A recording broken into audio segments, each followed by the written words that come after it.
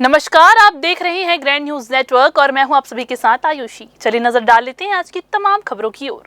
रतनपुर में मंगलवार को हुई दिल दहला देने वाली घटना ने सभी को झकझोर दिया। ग्राम बरपारा निर्धी निवासी मजदूर जय कुमार पोर्ते के 1.5 साल के बेटे शिवांश पोर्ते के गला में चना फंसने के कारण उसकी दर्दनाक मौत हो गई। जी हां, आपको बता दें कि मासूम शिवांश बिस्तर पर खेलते खेलते चना खा रहा था।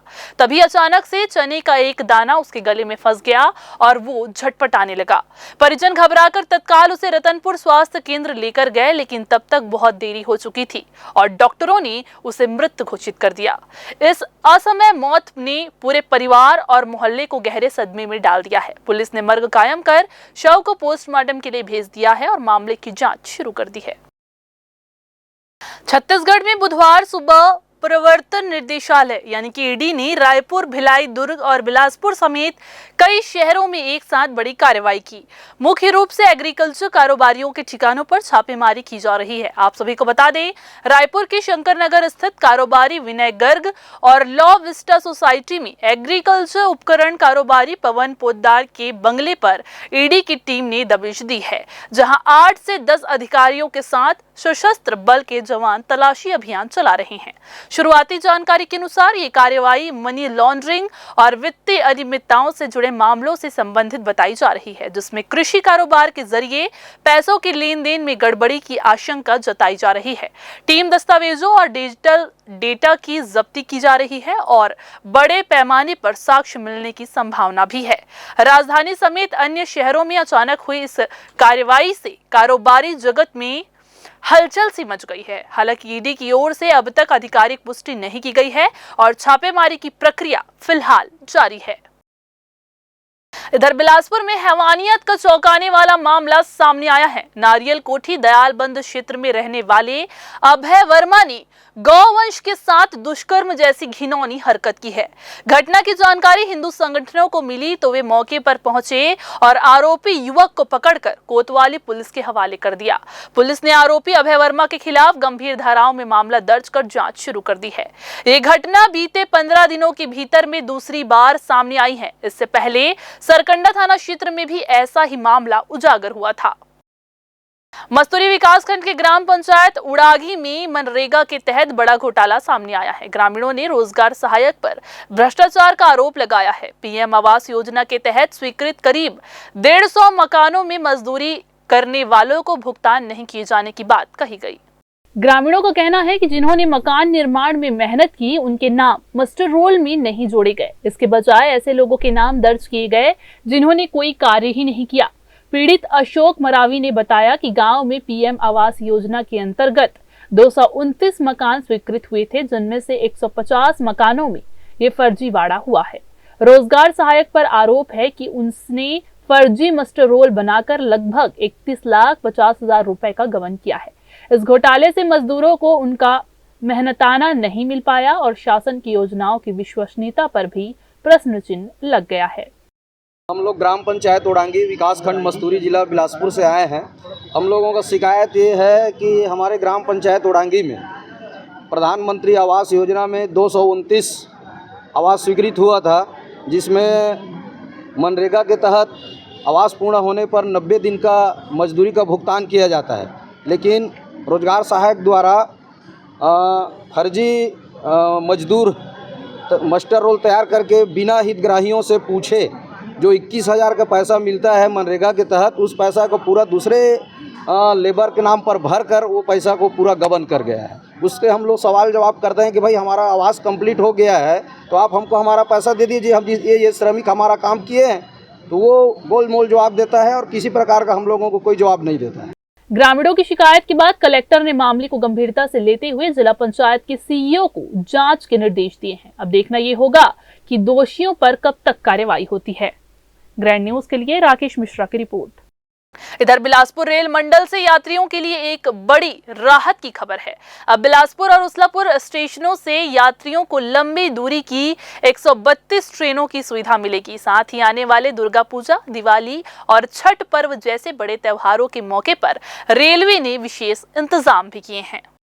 वर्तमान में बिलासपुर और उसलापुर स्टेशन से कुल 132 लंबी दूरी की ट्रेनें चलाई जा रही है। इनमें मेल एक्सप्रेस, सुपरफास्ट, राजधानी, जनशताब्दी, दुरंतो, गरीब रथ और वंदे भारत जैसी महत्वपूर्ण ट्रेनें शामिल है। इन ट्रेनों के माध्यम से यात्री देश के अलग अलग प्रमुख शहरों तक आसानी से पहुंच सकते हैं। इनमें हावड़ा, टाटानगर, पटना, पुरी, नागपुर, मुंबई, पुणे, बेंगलुरु, हैदराबाद, जयपुर और दिल्ली जैसे बड़े शहरों तक सीधी कनेक्टिविटी उपलब्ध है। इससे यात्रियों को सफर करने में सुविधा होगी और उन्हें दूसरे स्टेशनों पर ट्रेनों की तलाश नहीं करनी पड़ेगी। त्योहारी सीजन में यात्रियों की भीड़ को देखते हुए रेलवे प्रशासन ने पहले से ही तैयारियां शुरू कर दी है। दुर्गा पूजा, दीपावली और छठ पर्व के अवसर पर रेलवे ने कुल 7 जोड़ी फेस्टिव स्पेशल ट्रेनों का संचालन सुनिश्चित किया है। इस विषय में सीनियर डीसीएम अनुराग सिंह ने बताया कि त्योहारों पर यात्रियों की संख्या काफी बढ़ जाती है।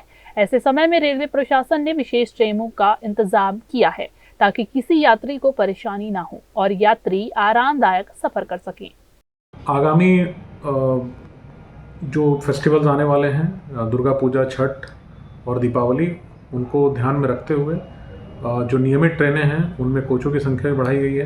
कुछ ट्रेनों में अमूमन करीब 132 ट्रेन हैं जो बिलासपुर उस्लापुर को केटर करते हुए विभिन्न दिशाओं में जाएंगी।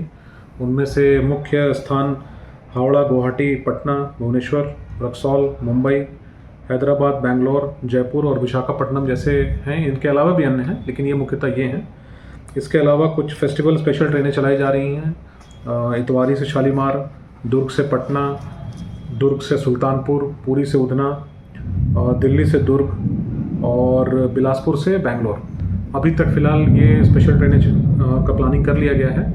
ये कुछ नियमित फेरे करेंगी फेस्टिवल के दौरान। आगे भी हो सकता है ये ट्रेनें आएंगी, तो इसके लिए विधिवत सूचना जो है रेलवे के माध्यम से आप सभी को दिया जाएगा। तो जनता से निवेदन है कि नियमित ट्रेनों में अभी एडवांस में ही अपने रिजर्वेशंस करा लें और स्पेशल ट्रेन्स में भी उनकी जानकारी रखें और उसको भरपूर प्रयोग करें, क्योंकि ये ट्रेनें हैं जिनमें आपको अमूमन रिजर्वेशन मिल ही जाएगा, तो इसका भरपूर फायदा उठाएं।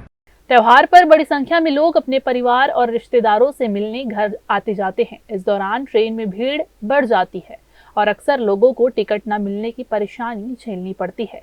लेकिन इस बार रेलवे ने पहले से तैयारी करके यात्रियों को राहत दी है। फेस्टिवल स्पेशल ट्रेनों के अलावा नियमित ट्रेनों की सुविधा भी जारी रहेगी। इससे यात्रियों को अपने गंतव्य तक पहुंचने के लिए कई विकल्प मिलेंगे।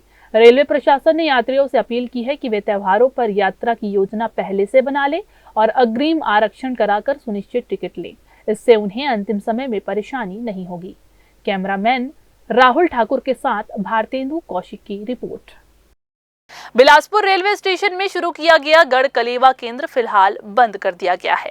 इस पहल का उद्देश्य यात्रियों को छत्तीसगढ़ की पारंपरिक संस्कृति और स्वाद से जोड़ना था, लेकिन अपेक्षित प्रक्रिया न मिलने के कारण ये कदम उठाना पड़ा है।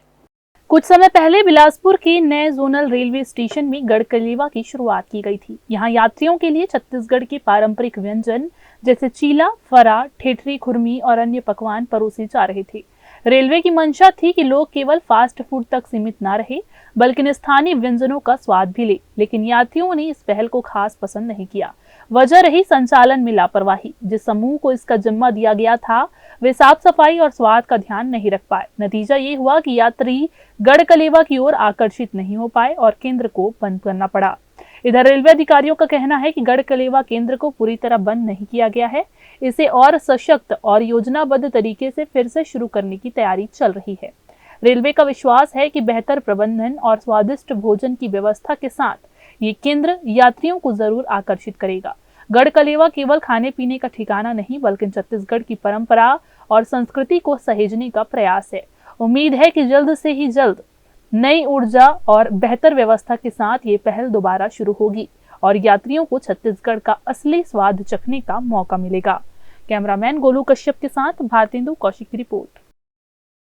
इधर सरकंडा थाना क्षेत्र में अशांति फैलाने वालों के खिलाफ पुलिस ने त्वरित कार्रवाई करते हुए आरोपी साहिल यादव उर्फ छोटू और उसके 2 नाबालिग साथियों को गिरफ्तार किया है। घटना 30 अगस्त की है, जब प्रार्थी बलराम सिंह अपने दोस्त के साथ सनेचरी रपटा के पास बैठा हुआ था। तभी कुछ युवक वहां पर पहुंचे और शराब पीने के लिए पैसे की मांग करने लगे। पैसे नहीं देने पर उन्होंने गाली गलौज करते हुए विवाद किया और अचानक सब्जी काटने वाले चाकू से पीछे से वार कर दोनों युवकों को घायल कर दिया। घायलों को राहगीरों की मदद से सिम्स अस्पताल में भर्ती कराया गया। मामले में पुलिस ने मुखबिर की सूचना पर घेराबंदी करके आरोपियों को पकड़ा, जिनसे पूछताछ में उन्होंने अपना अपराध स्वीकार कर लिया। आपको बता दें कि साहिल यादव के कब्जे से घटना में प्रयुक्त सब्जी काटने का चाकू भी बरामद किया गया है। आरोपी व उसके साथियों को विधि सम्मत गिरफ्तार करके न्यायिक अभिरक्षा में भेजा गया है। इधर सरकंडा पुलिस ने नशे के अवैध कारोबार पर बड़ी कार्रवाई करते हुए नाग नागिन तालाब बहतरई के पास दबिश दी, जहां पुलिस को देखकर 2 युवक भागने लगे। इनमें से राजेंद्र साहू निवासी बहतरई को पकड़ लिया गया, जबकि उसका साथी रितेश उर्फ लूटू पांडे फरार हो गया, जिसकी तलाश जारी है। आरोपी राजेंद्र के पास से पुलिस ने सफेद और काले बैग में रखे बहुत सारे नशीले इंजेक्शंस बरामद किए, जिनकी कुल कीमत 6,506 रुपए है। प्रतिबंधित दवाओं का गलत तरीके से इस्तेमाल करने से लोग नशे के आदी हो जाते हैं और स्वास्थ्य पर भी उसका गंभीर असर पड़ता है। आरोपी को विधि सम्मत गिरफ्तार करके न्यायालय में पेश किया गया। पुलिस अब इस अवैध नेटवर्क से जुड़े अन्य लोगों तक पहुंचने की एंड टू एंड जांच कर रही है। तो ये थी आज की बुलेटिन की तमाम खबरें। अगली बुलेटिन में फिर होगी आपसे मुलाकात। तब तक के लिए पूरी टीम के साथ मुझे दीजिए इजाजत। नमस्कार।